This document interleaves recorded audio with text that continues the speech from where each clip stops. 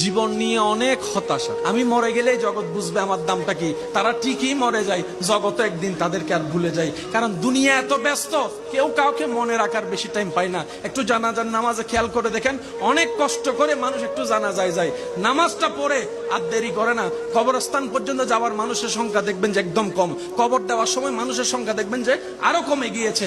মানুষের ব্যস্ততা এমন, আজকে যেরকম আপনার আমার অন্য কারোর জন্য টাইম নাই, একদিন ওতেরে হবে আমাদের জন্য কারো টাইম থাকবে না। সেজন্য মনে রাখবেন, পৃথিবীর যতই আপন হোক, যতই কাছের হোক, যতই রক্তের হোক, যতই ভালোবাসার হোক, কেউ কারো আপন না, কেউ কারো আপন না। দিন শেষে বাস্তবতা মেনে নেওয়াটাই বুদ্ধিমানের কাজ। কথা বলেন ঠিক কিনা? সময় আসলে আপনরাও চোখ উল্টাইতে 2 মিনিট করে না।